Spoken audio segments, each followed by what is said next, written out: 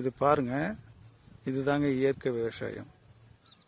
விவசாயிகளே பாருங்க, இயற்கை விவசாயம். இது வந்து கோ 51, இது பேர் கோயம்புத்தூர் 51. இந்த நாற்றுல வந்து 22 23 நாளில் பிடிங்கி நட்டாச்சு. இப்போ நட்டு கிட்டத்தட்ட 50 நாட்கள் ஆகிறது, 50 நாள் ஆச்சு. 50 நாளில்